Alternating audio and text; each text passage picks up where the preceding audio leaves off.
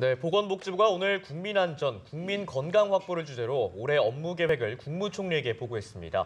국민들의 삶의 질과 관련된 내용들이 많았는데요. 네, 오늘 이 자리에 직접 박능우 보건복지부 장관을 모시고 자세한 이야기 나눠보도록 하겠습니다. 안녕하세요. 네, 안녕하십니까? 네, 이번 보건복지부의 업무 보고 주제가 바로 국민건강입니다. 특히 최근에 이대 목동병원에서 이 신생아들이 사망하는 좀 안타까운 사건이 있었는데요. 이 때문에 국민들이 내 아이를 병원에 믿고 맡겨도 되냐 이런 걱정을 많이 하실 텐데 먼저 신생아 중환자실에 대한 안전 대책부터 짚어주시죠. 예, 정말 불행한 사고가 있었습니다. 네. 근데 국민들이 이번 사고에 대해서 특별히 더 불안하게 됐던 것은 초기에 이 사고가 관련 보건당국에 신고가 되지 않아서 결국 경찰 수사부터 하게 되었습니다. 예. 결국 우리가 밝혀진 것은 주사 제제가 감염되어서 그로 인해서 신생아 4명이 사망한 그런 사고였습니다. 그래서 보건복지부에서는 신생아 중환자실에 대해서는 특별한 조치를 좀 취하고 있습니다. 우선 중환자실의 감염 관리를 특별히 이제 조치를 해서 신생아 중환자실의 경우에 무균실을 유지할 수 있도록 안전한 주사 처치라든지 소독이나 멸균 방법 등에 대한 새로운 규정을 만들었습니다. 예. 그리고 원인 불명의 어떤 다수의 사망 사고가 발생을 하면은 이것은 반드시 보건당국에 보고를 하도록 그런 관련 규정도 만들었습니다.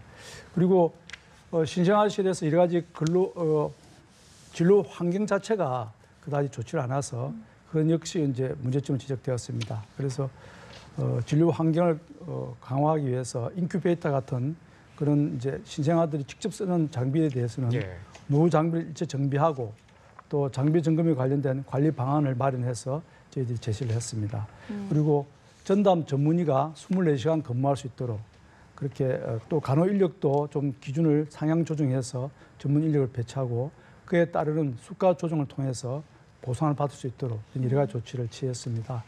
그 외에도 의료기관을 평가하는 그 과정에서 신생아 중환자실을 관리 상태를 반영해서 그것이 제대로 되고 있지 않으면 의료기관 평가에서 불이익을 받도록 그런 예. 여러 가지 장치를 강구했습니다. 예. 또 하나 우리 국민들의 좀 관심이 뜨거운 부분이 바로 중증외상센터인데요. 아무래도 좀 처우가 열악하기 때문에 이 처우라던가 근무 환경을 좀 개선해야 한다는 목소리가 있거든요. 어떤 좀 지원 방안이 있는지 궁금한데요. 예, 정말 국민 청원까지 다 예. 올라왔습니다. 예. 네. 20만 명이 넘는 국민들이 중증외상센터의 그 처우를 개선하고 의료진들이 그 일에 전념할 수 있는 여건을 만들어 달라는 그런 청원이었습니다. 그래서 거기에 대해서도 우리가 여러 가지 방안을 강구하고 있습니다. 물론 완전한 방안은 좀 국무총리실 산하에서 TF팀을 만들어서 좀 더 체계적인 방법을 강구하고 있습니다만은 우선적으로 저희들이 제시를 했던 방안은 첫째, 외상 전문 인력을 적극적으로 양성해서 그 인력의 수급이 좀 원활하게 이루어지도록 하고자 합니다. 물론 관련 확대하고 충분히 논의를 해서 가능한 방법을 찾고자 합니다만은 저희들이 전문 인력이 배치되면 그들에 대한 또 여러 가지 지원을 적극적으로 해줌으로 해서 근무한 여건을 개선하려고 하고요. 그리고 그러기 위해서 이제 권역 예상센터에 적용되고 있는 의료 수가를 적정 수준까지는 좀 상향 조정해야 될 필요가 있습니다. 그걸 적극적으로 반영할 생각입니다. 그리고 이송 체계 문제입니다. 권역 예상센터에 중증 외상 환자가 바로 이송될 수 있도록 이송 체계를 이제 대폭 개선하고 있습니다.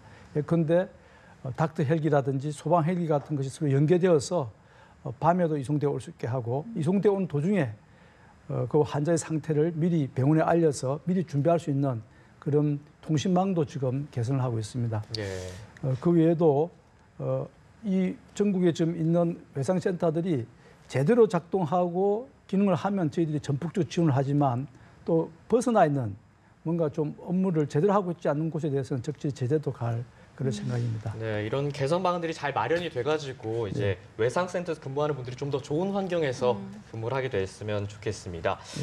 다음엔 조금은 민감한 질문일 수도 있을 텐데요. 얼마 전에 장관님께서 이 아동 수당과 관련해서 모든 아동들에게 지급이 돼야 한다 이렇게 발언을 하셨습니다. 그런데 작년에 이제 국회 예산안 협상 과정에서 소득 하위 90%에게만 이 상위 10%를 제외한 그런 가정에게만 지급을 하기로 합의가 됐었는데 이것 때문에 좀 국회하고의 갈등이 있으셨는데 이에 대해서 좀 구체적인 설명 부탁드리겠습니다. 예, 사실 뭐 갈등은 약간 좀 사실과 어긋난 보도였습니다. 예. 국회에서 의결된 것이 그것이 법률이건 아니면 예산안이건 정부는 그것을 단순하게 받아서 집행할 뿐이지 예. 거기에 대해서 뭐 가타부타 말할 수 있는 그런 위치에 있지 않습니다. 다만 이제 올해 국회에서 의결해 주신 예산은 상위 10%를 제한 예. 아동 90%에 대해서 아동수당을 주도록 이렇게 예산이 만들어졌습니다. 그런데 예. 그 예산을 집행할 법은 아직 만들어지지 않은 상태입니다. 그래서 아동수당법을 가칭 아동수당법을 이제 만들어가는 과정에서 좀 고려해 주십사 하고 제가 말씀을 드린 겁니다. 예. 왜냐하면 상위 10% 아동을 제어하기 위해서 들어가는 행정 비용이 상당히 큽니다. 예. 거의 아끼는 예산만큼 아동수당을 적게 주는 그 예산만큼이 또 행정 비용을 들어갈 그렇게 예상이 되어서 예. 국회의원님들께서 좀 더 적절히 이걸 감안하셔서 법을 제정해 주십사 하는 바람을 말씀드린 겁니다. 예. 알겠습니다. 자, 그리고요. 우리나라가 OECD 국가 중에 자살률 1위라는 오명이 있지 않습니까? 예. 여기에 대해서 이제 복지부가 오늘 자살 예방 국가 행동 계획을 발표를 했는데 어떤 내용이 들어가 있는지 소개 좀 부탁드리겠습니다. 예, 뭐 앵커께서 말씀하셨듯이 우리나라 자살 문제 정말 심각합니다. 예. OECD에서 가장 최악의 자살률을 보이고 있는데, 그런데 이것의 근본적인 것을 따져보면 자살을 개인적인 문제로 치부해버리고 사회적으로 큰 관심을 안 가진 것이 큰 이 높은 자살률 유발하는 원인으로 저는 생각을 합니다. 그래서 일단 저희 부로서는 올해 이제 자살 예방을 전담하는 부서도 만들고, 그리고 자살 문제는 개인의 문제가 아니라 사회적인 문제이고 국가가 적극적으로 개입하면 충분히 이것을 예방할 수 있다는 그런 어떤 기본 가치를 가지고 출발하고 있습니다. 좀 더 구체적으로는 현재 1년에 약 인구 10만 명당 25명 정도가 자살하고 있는데 이것을 5년 이내에 절반 수준인 한 17명 정도까지 낮추려고 하는 것이 목표이고요. 예. 그 목표를 달성하기 위해서 첫째, 약 100만 명에 해당하는 자살 그 게이트 키퍼, 그러니까 주변에서 뭔가 자살의 징후가 보이는 분이 있으면 그분에게 적극적으로 찾아가서 또 다가가서 자살하지 않도록 여가 상담도 해드리고 예. 심리 안전을 해줄 수 있는 그런 분들을 100만 명 기르겠다는 것이 1차적인 것이고요. 그리고 중고등학교, 또 직장, 또 자살이 다발적으로 발생하는 이런 특정 직업군이 있습니다. 거기에 대해서는 자살 예방 교육을 좀 더 체계적이고 철저히 시켜서 예. 사전에 자살할 수 있는 가능성을 줄이겠다는 것이 두 번째 전략이고요. 세 번째는 우울증 검진을 국가 검진에 포함을 시켜서 정신적인 문제에 대해서는 사전에 정부가 좀 예방해 나가겠다는 네. 그런 여러 가지 문제 해결책을 좀 강구하고 있습니다. 네. 또 지난주에 굉장히 미세먼지가 굉장히 심하지 않았습니까? 예. 때문에 이번에 업무 보고에서 또 이런 우리 국민 건강에 위협을 가하는 것에 대응하기 위해서 원 헬스 책이라는 개념을 처음으로 제시를 하셨습니다. 예. 이게 구체적으로 어떤 내용인지 소개 부탁드리겠습니다. 원 헬스라는 것은 우리 국민들이 직면할 수 있는 여러 가지 건강 위해 요소들이 사실 하나도 다 연결되어 있다는 뜻입니다. 예. 식품도 그러고 환경도 그러고 질병도 그러고 이 모든 것이 하나 연결되어 있다는 것인데 최근에 미세먼지라든지 인수 공통 감염병 같은 이런 요인들이 원인이 다양해지고 복잡해지고 있지만 이것이 또 중첩적입니다. 여러 정부의 부처들이 그 일에 관여를 해야 됩니다. 제가 간단한 예를 들면 서민들이 흔히 먹는 그 미꾸라지 추어탕 있지 않습니까? 예. 그 추어탕 안에 들어가는 미꾸라지가 만약에 중금속이 오염된 그 강가에서 자란 것다 하면 예.